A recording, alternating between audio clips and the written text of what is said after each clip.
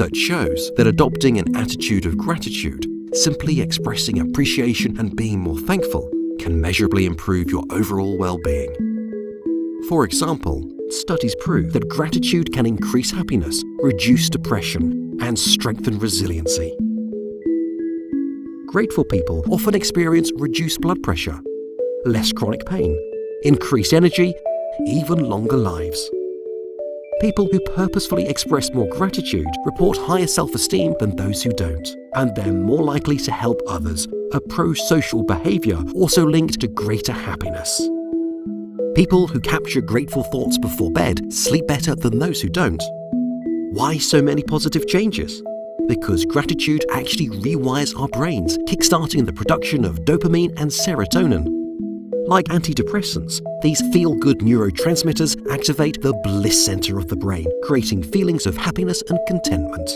This appears to be self-perpetuating. Research suggests that with regular practice, you'll train your prefrontal cortex to better appreciate and retain positive experiences and thoughts, and to deflect the negative ones. Here are a few simple ways to deliberately cultivate that attitude of gratitude. Celebrate minor accomplishments. Think about what you have rather than dwelling on what you don't. Tell the people in your life something you appreciate about them. Tell yourself too.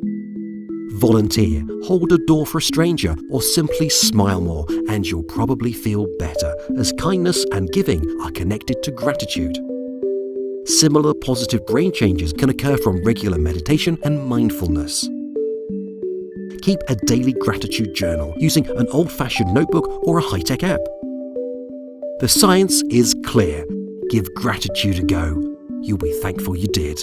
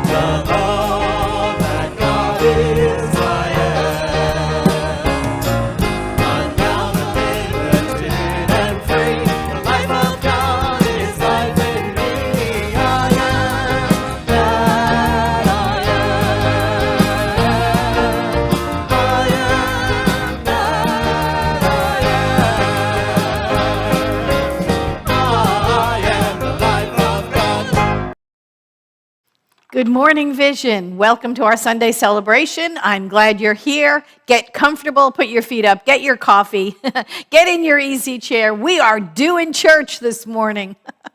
Let us pray in before anything else, because we know that we bookend everything that we do in prayer, just knowing and accepting we live in that life of God. So please join me.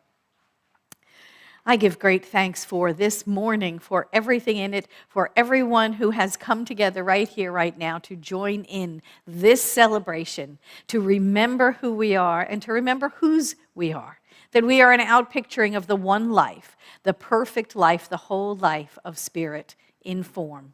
We know and accept that as we walk this spiritual path together, we see God all around us in everything. Every life is the life of God's, and so it is. Amen. So good morning.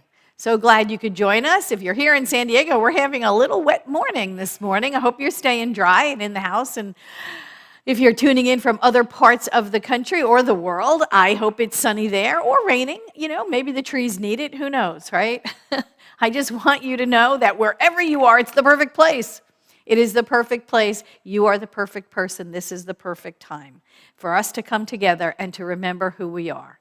This is what we do here at Vision, a Center for Spiritual Living. We absolutely remember the wholeness that we are. So in order to do that, we have lots and lots of spiritual tools. And one of the biggest one that you can have in your spiritual tool belt is to have a practitioner by your side. And we have, I was going to give you a number and I can't. We have a plethora of practitioners here at Vision to love you, to serve you, to pray with you and for you all year long. They are on the website. There is a drop-down menu of practitioner names and numbers. You can call a practitioner when you are in need. You can hang around after the service today. After our Sunday celebration, we have a Zoom meet and greet room. You can join us there and go to a breakout room for one-on-one prayer with a practitioner. However you would like to be served in prayer. We have on our website, www.visioncsl.org, we have a prayer request form on that site. You can fill it out. You can email us a prayer request, and we will get back to you always. There's a phone number. You can call us. There's a prayer line. However you would like to be served in prayer, we are here to support you, to know the truth for you, and to pray with you and for you all the time. So don't pass that up. We can always know a greater truth for ourselves and our lives. So stay with us after the celebration. Come to the meet and greet room. Find out more about us. I want to give you that welcome that we give to each other all the time. We come together here, and you know, we're going to come together soon in this room. I just know it. I feel it. I got my second vaccine. Got it this past week. How about you? Did you get your second yet? Okay, good. Good. We want to absolutely make sure that we are safe, wearing our masks, washing our hands, staying socially distant until this is all in our rearview mirror, right? So do everything that you can do to stay safe and healthy, and I know we'll be back together soon. But in the meantime, here's our greeting. We say it together all the time, every week, to remind ourselves. We say it for our guests. So if this is your first time viewing Vision Sunday Celebration, this is absolutely for you. You ready? You with me, everybody? Okay, let's say it together. Whoever you are and wherever you are welcome here. You are safe and you are loved. So just take that in, allow that to resonate with you. I'm going to turn it over to our celebration singers. They are going to sing our centering song to prepare us for our 5-minute meditation.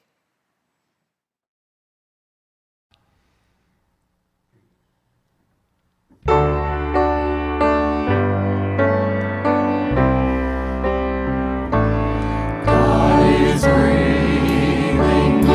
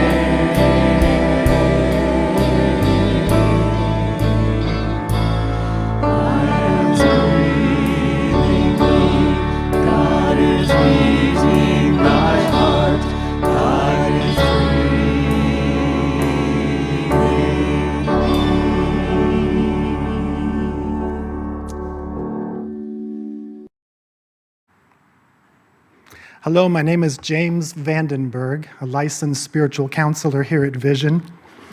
Please take these quotes into your mind and heart and allow the tones of the bowl to move us into and out of our 5 minutes of silent meditation. First quote comes from the Buddha. Each morning we are born again. What we do today is what matters. And from our founder, Ernest Holmes, until we awake to the fact that we are one in nature with God, we shall not find the way of life.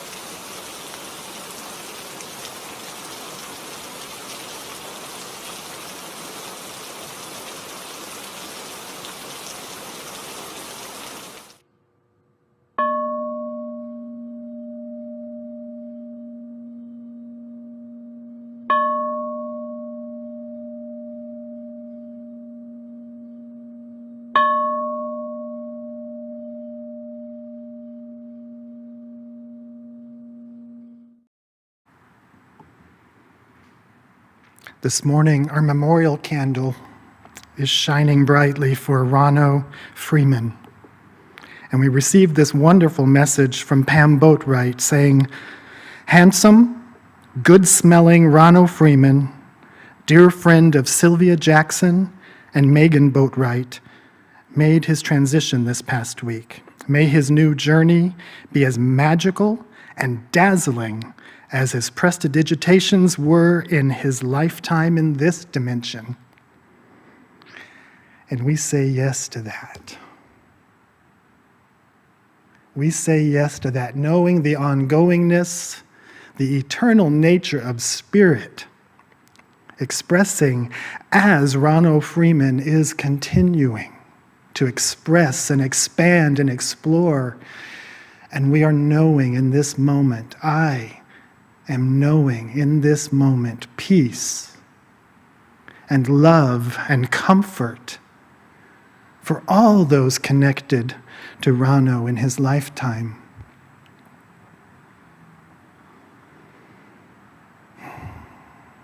Now join me in this sense of expanded awareness that we reach and experience in our time of meditation. Join me in recognition to know again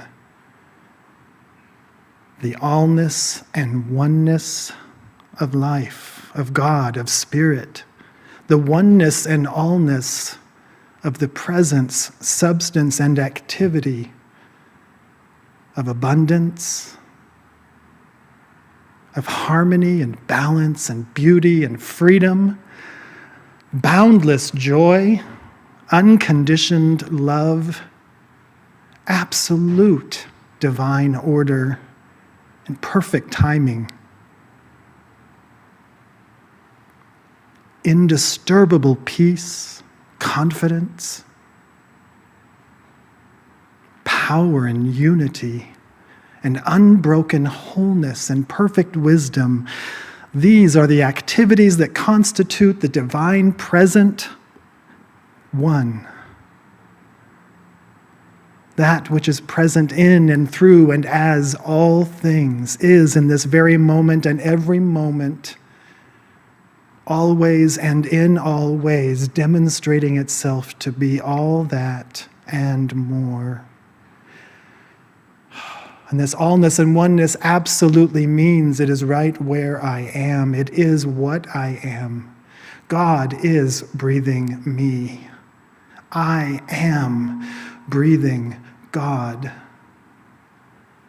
I am a center of divine life, a center of divine activity. My mind is a center of divine operation, and I cooperate in this moment with my conviction, with my knowing that God is all I am. My life is a center of divine activity.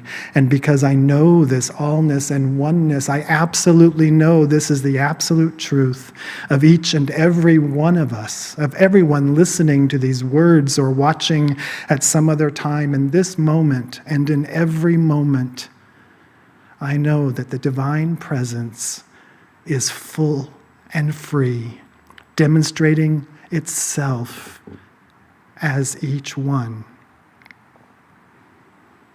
And I know this presence is a fulfilled presence. I know that spirit is always in the activity of demonstrating itself to be its own fulfillment. And I know this is true of myself. I know this is true of each one. I know that abundant prosperity is a truth. It is a good. I know that money and cash flow and supply and resources are eternal and limitless. That infinite substance that God is my limitless supply. This is the truth of me. This is the truth of each one of us. And so I am knowing abundant resources, abundant supply. I know spirit is not in need and is overflowing and immediately available spontaneously is this good that is desired. Even the desire for more is the Spirit, divine life I am, saying yes to itself. And so demonstration is absolute and established. And I call it done and good. I know that omnipresence absolutely means that every cell of my body, every cell of everybody, is a center of divine wholeness and harmony and health. And I know that Spirit has no problem demonstrating this truth of itself in and through and as each one of us. And so I declare, claim, accept, and just announce health, free and full, immediately available and demonstrating itself in this very moment. That's the truth of Spirit. It cannot be otherwise. It cannot do otherwise. We cannot be out of harmony and wholeness. I know that disharmony, illness, and disease is absolutely no part of the divine pattern. So it is no part of the divine pattern in my experience or in anyone's experience. And so I accept health and wholeness. I know this fulfilled presence is the truth of our own self-expression. I know that every desire on our hearts, on anyone's heart, no matter how small or grand, because of the divine nature of each one, every desire is infinitely worthy of demonstration and fulfillment. And so I know it done. I know it fulfilled and complete. I know the activities of this celebration this morning are the activities of Spirit as each one of us, as Peggy, as Reverend Patti, as John and Jordan, even as the Facebook bots that are keeping us going this morning. It is the activity of Spirit, nothing excluded, all included, all is fulfilled, and I know it so. I know it done, I know it complete. And so I celebrate this completion, this doneness, this demonstration of God as us this morning, this demonstration of good. I give thanks and I release this word, taking the human hands and speculations off. I let Spirit fulfill itself as us in this moment and in every moment. And I absolutely know it done and complete. And that's why I can say, and so it is. Amen.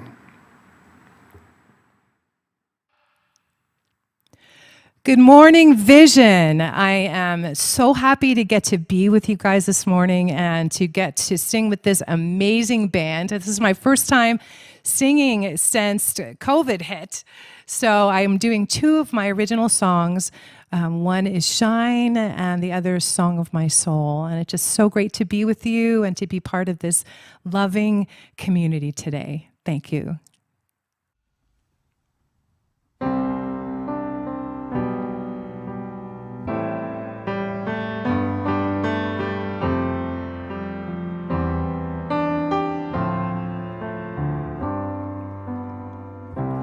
Here's my heart, it's full and it's open.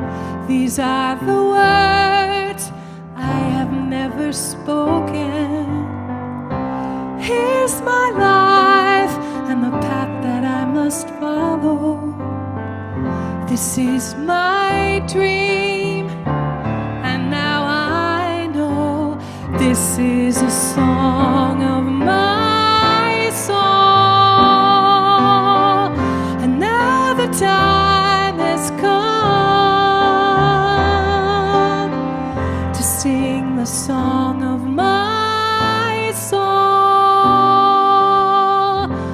I've been searching all my life to find I'm already home. With one step I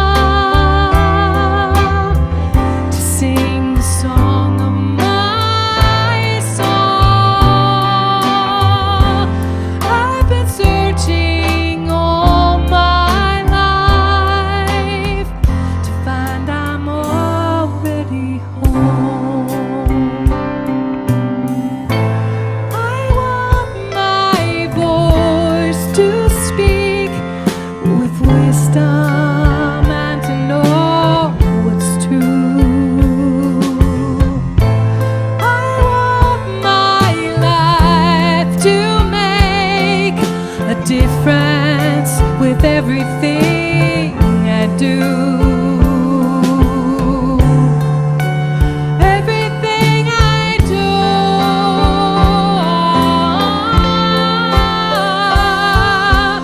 This is a song of my soul.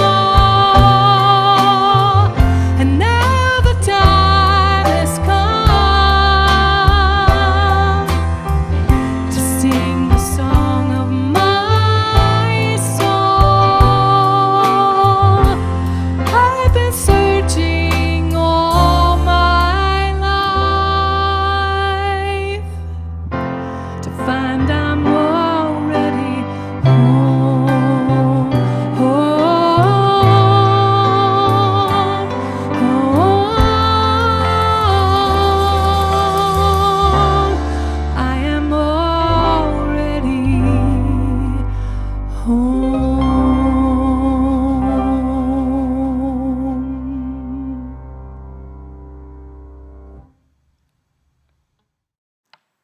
Good morning. Welcome to May. I love the month of May. Isn't it just delicious? We have flowers blooming and rain is coming down, and it's just a real spring month. Anyway, the theme for the month of May is Holy, Holy Uprising, right? Holy with a W and then holy with an H, uprising. So holy, the first one, means entirely or fully, right? Holy, fully. Holy, with an H, is dedicated or consecrated to God or a religious purpose. It means sacred. And uprising, well, uprising, now that's the interesting part, isn't it? Uprising. The word uprising is often used to describe a political revolt. Revolting, a revolution. Often a violent insurrection against established rule. But its original meaning is a lot different than that. In the 13th century, an uprising meant resurrection. It was the action of rising from the grave. And soon after that original meaning, it meant the action of rising from your bed. I don't know how you would use that in a sentence. I've been thinking about that all weekend. I was like, I was up rising from bed this morning and whatever. I don't know. But it wasn't until the 1500s that the word uprising meant revolution or to revolt. So, it can also mean a slope or an ascent, right? An uprising, meaning an increase in altitude. So today's talk, today's talk is not that, but the month's theme is that. So holy, holy uprising for the theme for the month really is about an entirely sacred ascension. So you get that, right? An entirely sacred ascension. This is our lives. We're talking about our lives as a movement in spirit, right? Our movement forward as we are walking this spiritual path, as we are unfolding and remembering who we are and recognizing our own spiritual nature. This is an entirely sacred movement up. Does that make sense? Good, I hope so. So our spiritual path is one of rising up in consciousness to know of ourselves and others, right, as part of this one activity, as part of this movement, this forward movement of spirit in form. This, then, is a holy, holy uprising. Okay, that's the theme for the month. And today's talk is up and at 'em. I love that. Hey, up and at 'em. Come on, get moving, chop, chop, right? Holy, holy uprising, up and at 'em. You know, when I was a young girl, that was the way my father used to wake me up for school. He would flip the light on, right? And he'd walk in and he'd say, come on, up and at 'em. It's time to get up. The new day is waiting for you. Okay, that's the way. It works a whole lot better than alarm clock, I've got to tell you. It works a whole lot better. I mean, look, even the name is jarring, right? Alarm clock. right? It's like, talk about getting your adrenaline pumping. That is no way to start your day. It is absolutely the worst thing you can do is shock yourself awake, jolted out of a sound sleep, right? With this heart-pounding, startling, assaulting noise in your ears. Goodness gracious, that is no way to start your day. I remember when my children were little, I used to go into their room really gently, turn up the light. They had one of those, where you can gently raise the light in the room and I would say, "Happy New Day, Happy New Day. It's time to get up. It's time for school. It's time to start your day. It's a happy new day." And I know now that there are lots and lots of alarm clocks that are different. They're not quite as alarming as they were when I was young. Now they have clocks that will chime you awake, which is lovely, I think, or bells, that can just kind of chime and bell you awake. So that's better. Get that if you really, really need an alarm clock. Don't get an alarming alarm clock. Ernest Holmes said this in The Science of Mind. He said, "Now is high time to wake from your sleep. The belief in a life apart from God is a dream from which we must awake if we are to taste the waters of reality which flow from the source of life." So that's our job, really, isn't it? That's our path, is to awaken. This entirely sacred ascension that we're making is about the movement from asleep to awake, isn't it? To awaken to the truth of life, to awaken to what and who we really are. So it's from our sleep to awake, or from drowsy to wakefulness if you are coming awake, or from a lower state of consciousness to a higher plane of consciousness. As we travel this path of spiritual unfoldment, we walk and we awaken and we awaken and we walk, right? And it's a lifetime. It's not a thing, that we get to. Oh, I'm spiritually enlightened now. I've got nothing else to do.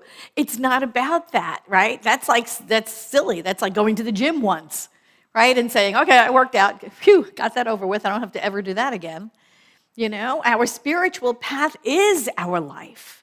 Our spiritual path is our choice and our commitment to live awake, to live aware, to live in the oneness. And as we go, we grow. As we go, we grow. We have committed to this pathway of awakening.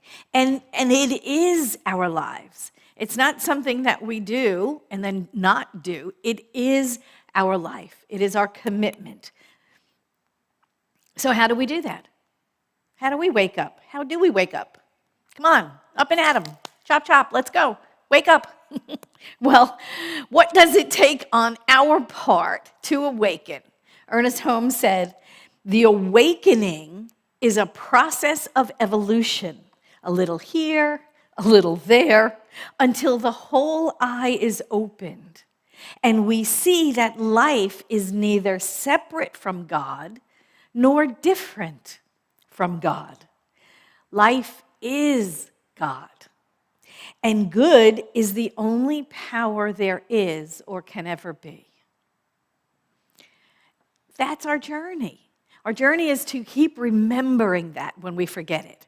Our journey is to live in that truth when we sometimes fall asleep to it or we forget it, right? That is our spiritual journey, is to remember who we are and whose we are. And so how do we do that? Well, how do we do that? Well, meditation is like where I would start. Meditation. I know I sound like a broken record. No, really, a broken MP3. I don't know. What do you say now? I don't even remember. I don't even know.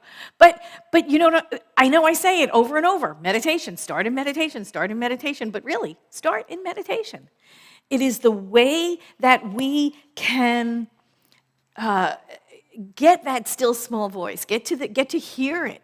Quiet ourselves down enough. Remove ourselves enough from the voice of the world to where we can hear it. You know, and I know, you say you can't meditate because everybody says they can't meditate. Every time I talk about meditation, somebody will say, oh, I can't meditate. But you can. Absolutely you can. Try it again, try it again, try it again. Even if it's 30 seconds. Even if you close your eyes and sit on your meditation cushion for a minute. Just try it, because then it stretches out before you, and it stretches out before you, and then pretty soon, yes, you are a dedicated meditator. Take a seat. Take a seat and meditate. Set a timer. Set a timer, even if it's for a minute. Set a timer. Notice your body when you're sitting there. Just notice it. You know, it's not about, oh my God, my mind has to be absolutely clear and not have a thought in it. It's just, that's not going to happen. So don't even rate yourself. Don't even judge yourself. Just connect with your breath. Just sit there, close your eyes, connect with your breath. Notice when your mind wanders, because it will, right? It will. I remember Jacob Glass always used to say, and then just drag it back, put it back on the paper like a puppy, right? Like you're training a puppy. Put it back on the paper. Your mind's going to wander. Go over, pick it up, put it back on the paper. You don't get mad at the puppy. You don't yell at the puppy. You don't shame the puppy. You just correct it, right? Same thing with your mind. Your mind wanders here, wanders there. Just bring it back and be kind, right? Be kind to yourself. It's a process. You're not going to do it perfectly. You didn't ride a bicycle perfectly either when you were a child. You fell over, right? I'm sure. You've heard you had training wheels. That's your minute timer, is your training wheels. But you can do this. Here's the thing. We serve our mind all the time, don't we?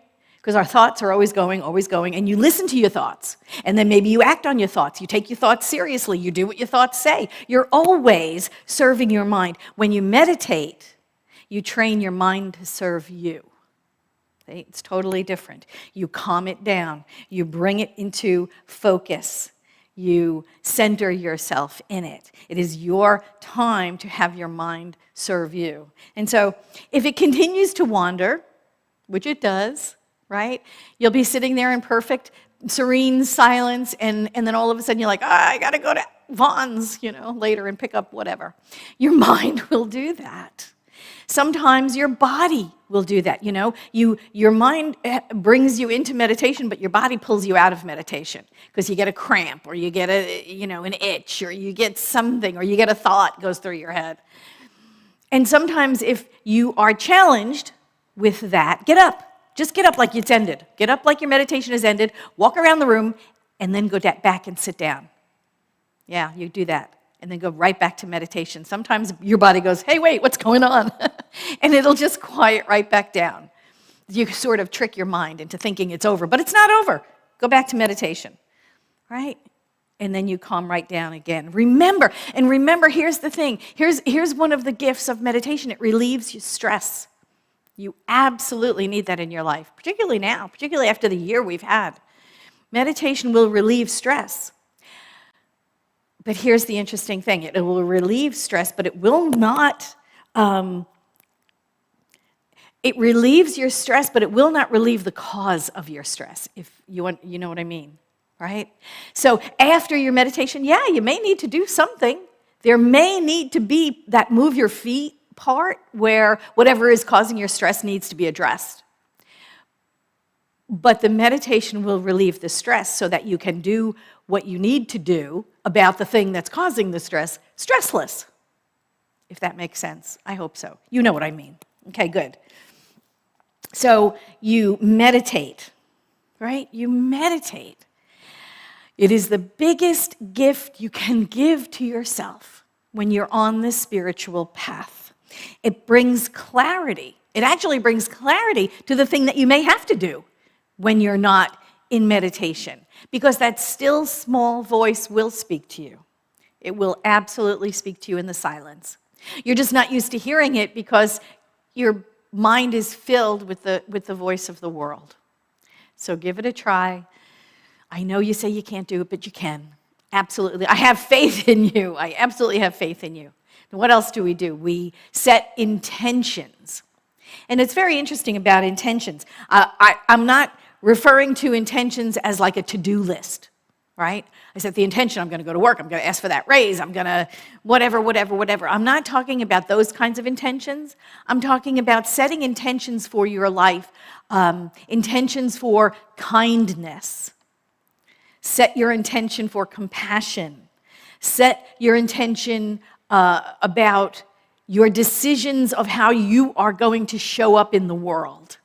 Right? Those are the kinds of intentions I'm talking about.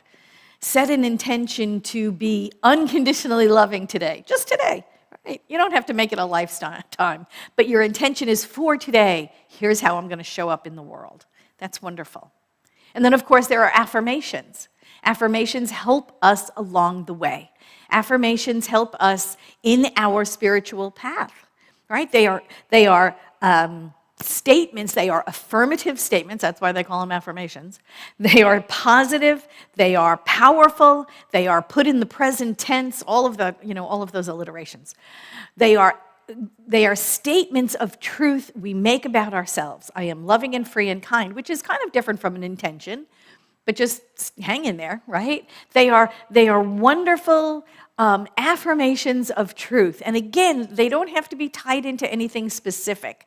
Not about your job, not about your family. Just, this is about you. This is about you and the affirmations of truth. What you know to be true about yourself. Positive, powerful, present tense. I would suggest that you have a mantra. Right? I think that is another tool along this spiritual walk.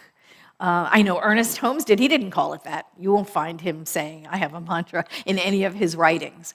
But you will find in many, many of his affirmative prayers that he said, there is one, right? There is only one. There is only one God. There is only one life. That life is God.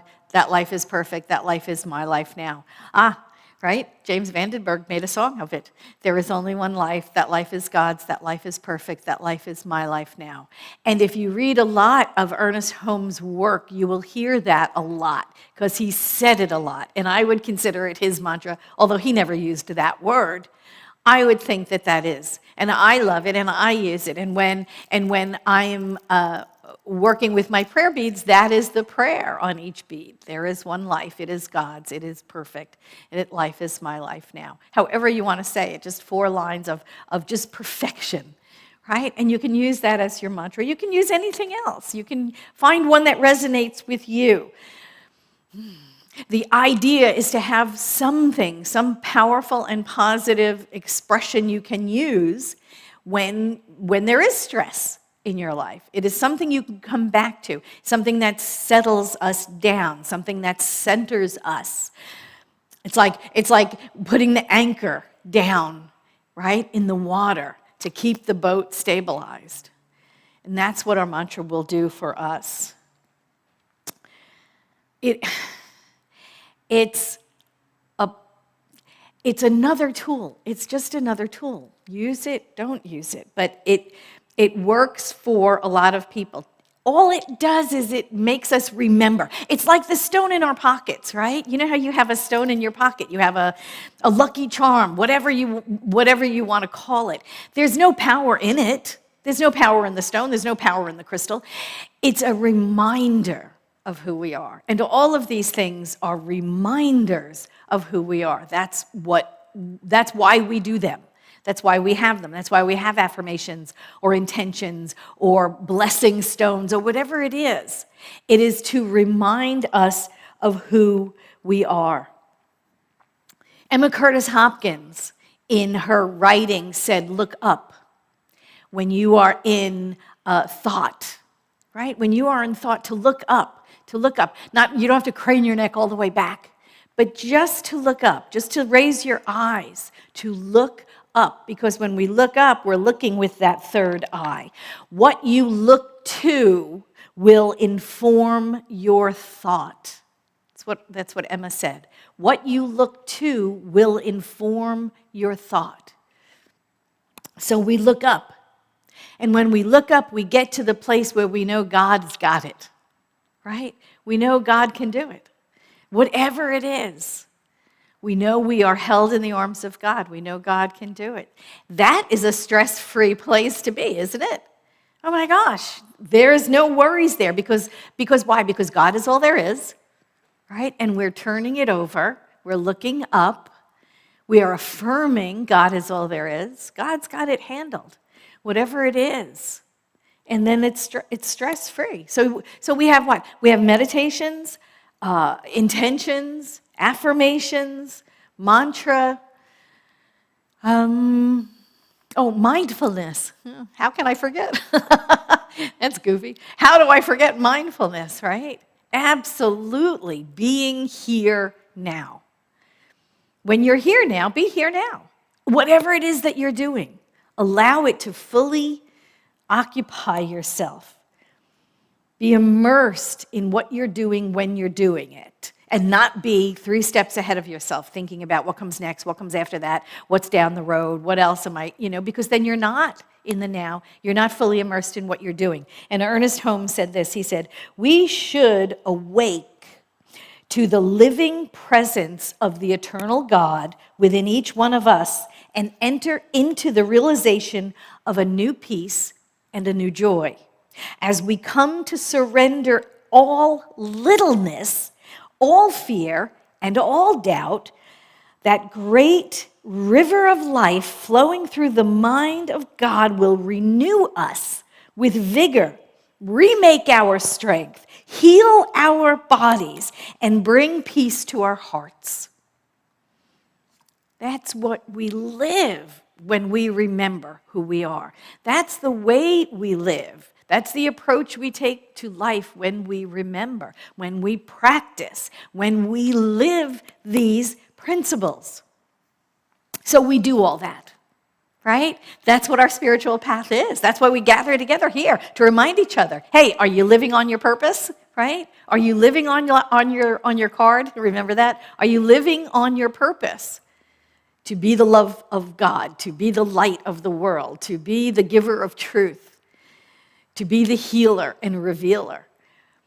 That's what we're here to do. So we do all that. We meditate, we make it a habit, we do it regularly, we set good intentions, we repeat our affirmations, we recite our mantras when, stress comes up a little bit, daily, hourly, minutely, if we need to, depending on what's happening in our lives. We practice mindfulness. We get to the place where we are absolutely immersed in the here and now, right? We do it all the time, and our lives begin to change. Our lives begin to change. And here's the interesting part. It's sort of, okay, does that mean nothing bad will ever happen to me ever again? No, not really. I remember that old saying about, your car will still get a flat tire, but, maybe it'll be in the driveway and not on the freeway. It's not a protection like a magic amulet from bad stuff ever happening to us again.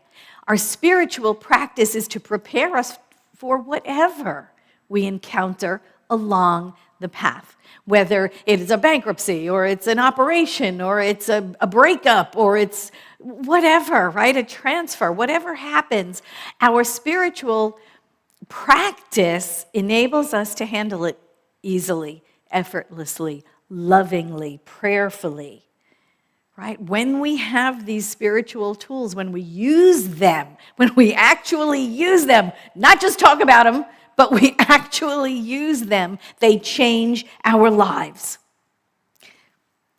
Not like a bolt out of the blue.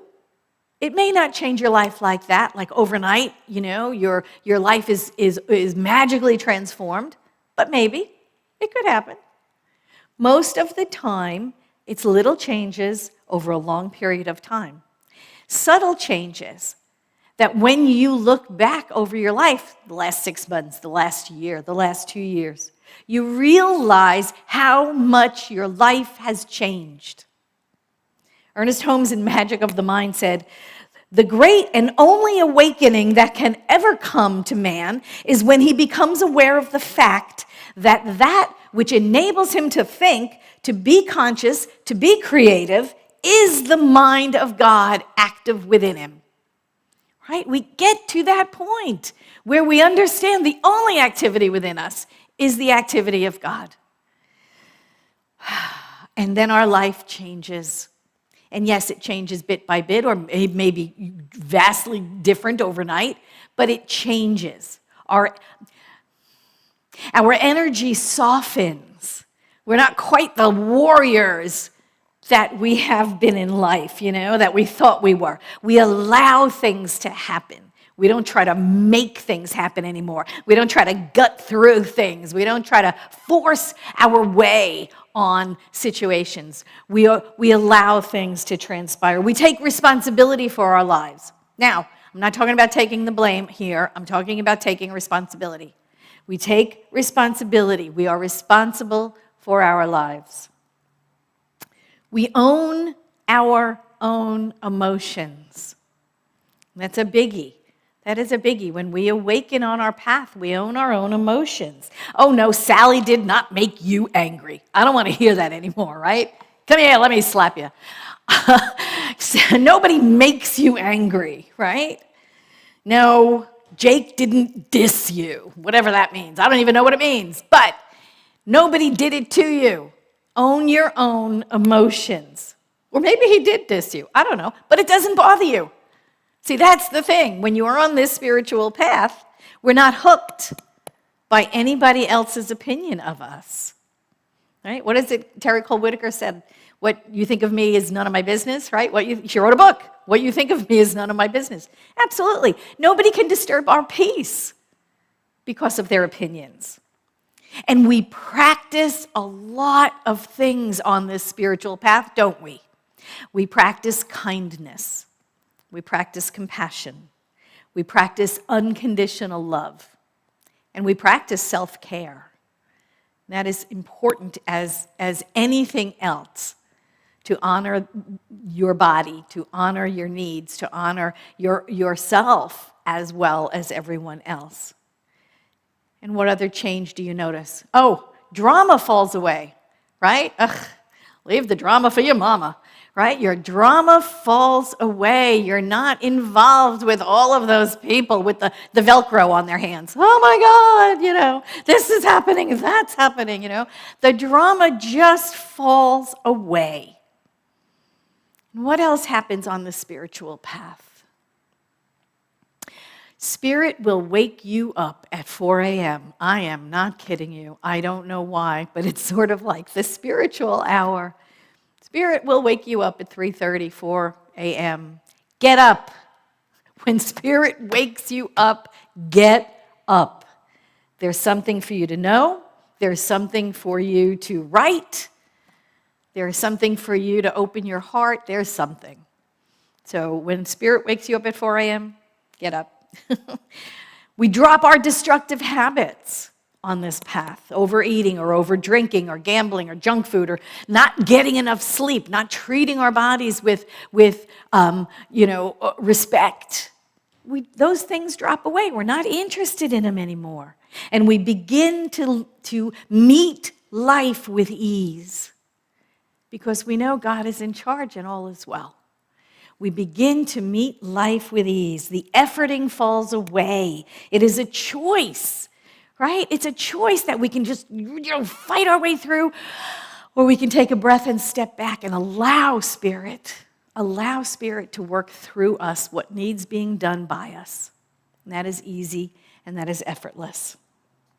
And we realize there's no competition. We don't have to outmaneuver the other guy. We don't have to stab somebody in the back to get ahead. We don't have to do any of those things because there is no competition. There is only God. There is only God. And of course, with all of this being said, gratitude becomes a way of life. Just like in that little short before the celebration began, gratitude becomes a way of life. We go to bed and we just know how grateful we are, what a gift life is. Ernest Holmes said this. He said, if we could just identify ourselves with life and forget death, with love and forget hate, with joy and forget misery, with peace and forget discord, with abundance and forget limitation, how wonderful would that be? There has to come an awakening. Every man, in the simple integrity of his own individual soul, must learn to meet the universe in exaltation. That, my friends, is an entirely sacred ascension. I want you to get to it. Come on, up and at 'em. Thank you.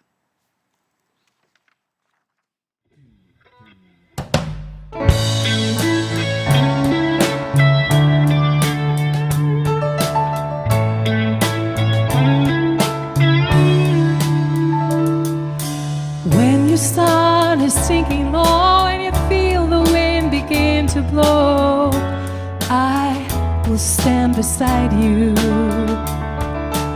When your dreams seem so far and you don't remember who you are, I will remind you.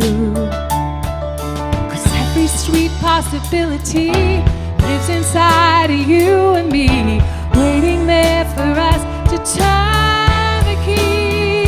'Cause we are shining, we are golden, we are light.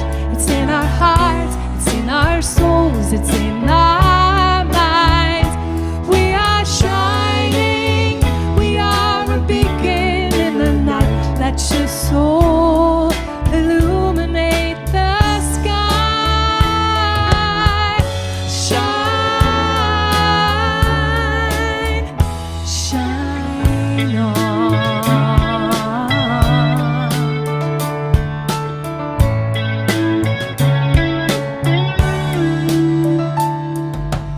When the day comes creeping in and you feel the world begin again, let grace rest inside you.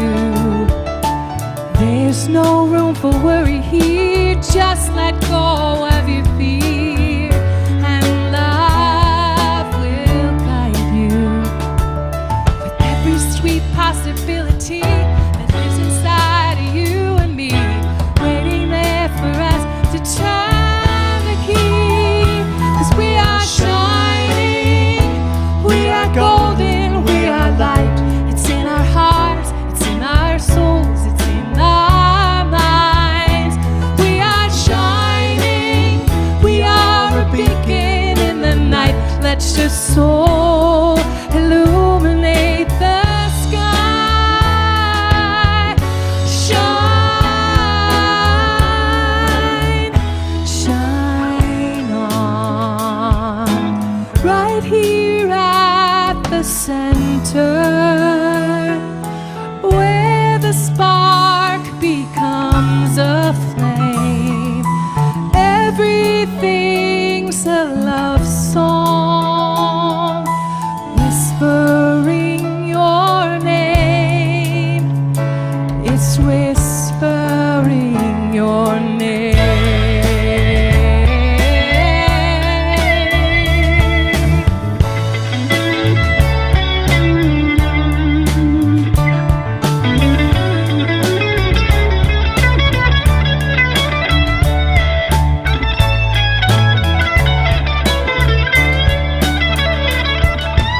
Every sweet possibility lives inside of you and me, waiting there for us to turn the key. 'Cause we are shining, we are golden, we are light. It's in our hearts, it's in our souls, it's in our minds. We are shining, we are a beacon in the night. Let your soul illuminate the sky. Shine, shine,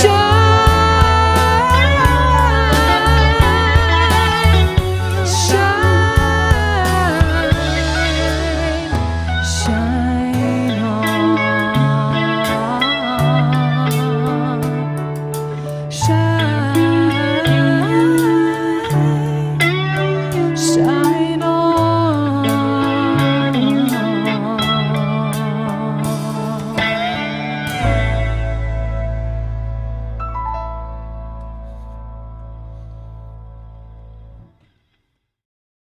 Oh, thank you, Peggy. That was beautiful. Boy, I can't wait for us to be together in the same room so we can experience this. Missing you really a lot. I am missing you a lot. You know, it's been over a year, and I just can't wait for us to be together. Now is our time for conscious circulation. It's our opportunity to give back to those people, places, and things that spiritually nourish us. And if vision is that for you, I absolutely accept your donations. The Core Council is so grateful as well. And we keep the place running. We keep the home fires burning for you while you are at home. And looking forward to us all being together. So please join me in prayer right now. Going within, we know that God is abundance. We know that there is an infinite supply because Spirit is all there is. And it continues to outpicture. It continues to support its own expressions. And we know all life is the expression of God. It is the one life, just so individually and uniquely expressing. We give great thanks for this. We know the truth of it. We know that God is abundance. We know that it is limitless in all aspects. We know that we are part of this amazing thing called life. And so it is. Amen.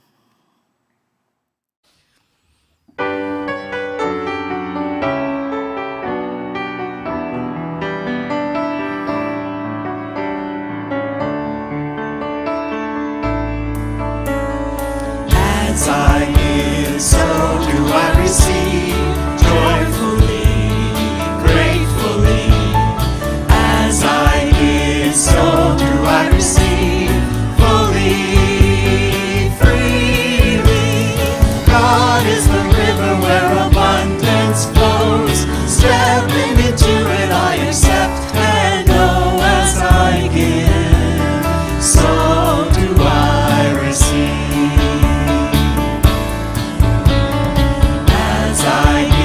So do I receive, offering my first and best. As I give, so do I receive, knowing how I've been blessed. God is the river where abundance flows. Stepping into it, I accept and know as I give, so do I receive.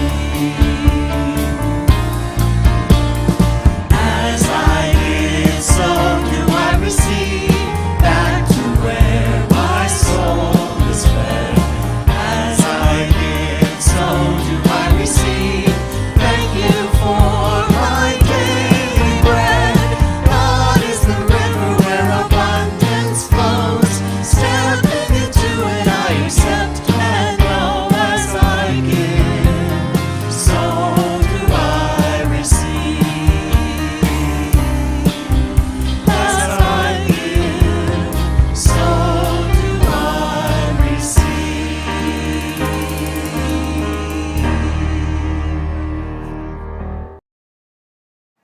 So this is the time for our Miracle Minute, and I don't have any to report to you today.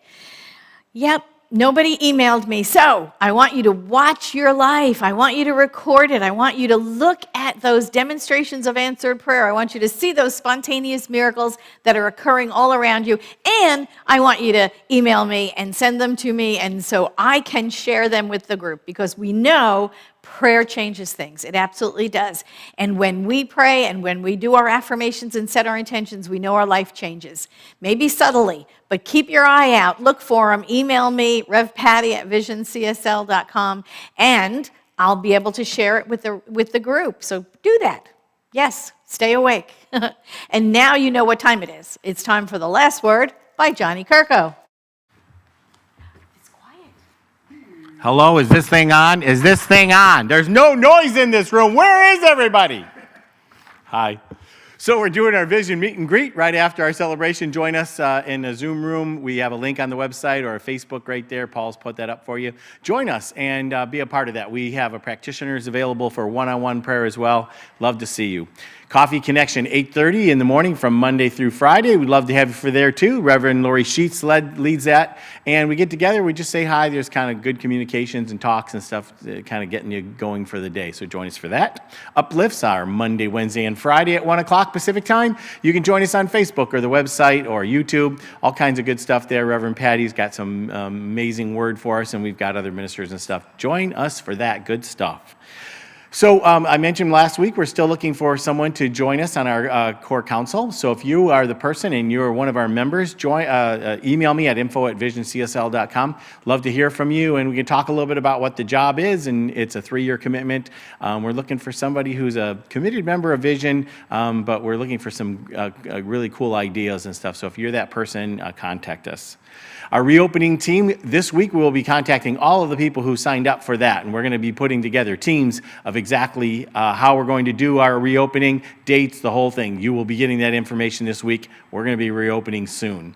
Don't know the exact date, but it's coming. It's coming. Next week, Reverend Patti Paris will be back, and it's Mother's Day. Her talk title is, "'Cause I Said So." 'Cause I said so. Doesn't that sound like a mom? And Reverend Patti, mom, you know. And music-wise, I don't know yet who's coming. I've got some ideas, but it'll be good. You know it always is. So the beginning of May, it's birthday time, and we don't have any chocolate cake to give out, but we do have all of our birthdays. So if your birthday's in May, I know, stand up, get up, do some calisthenics, and we got a little birthday song for you. See you soon. Thanks, guys.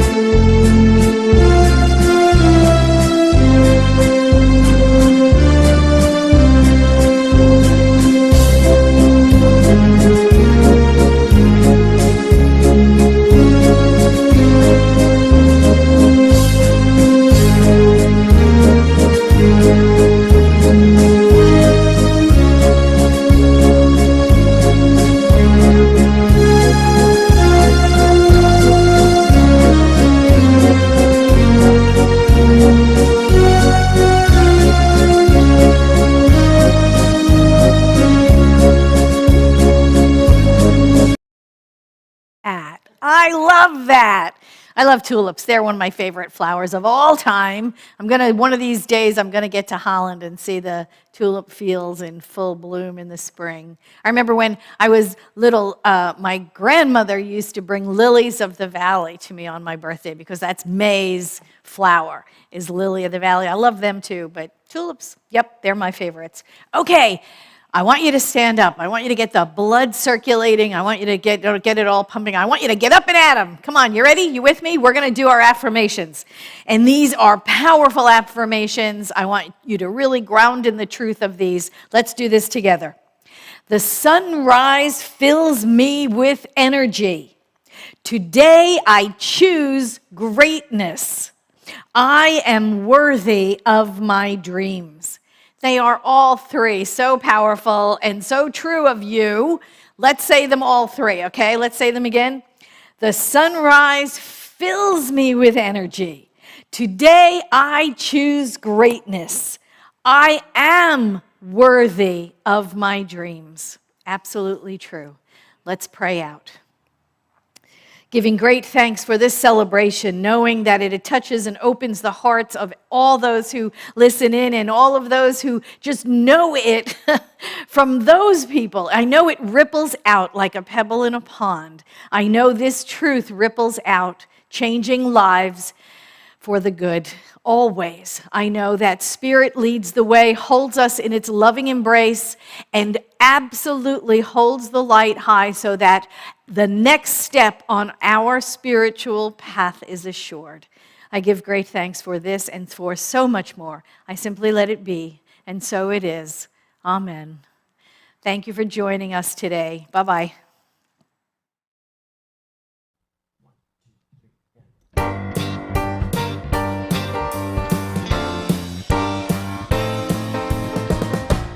Light of the world,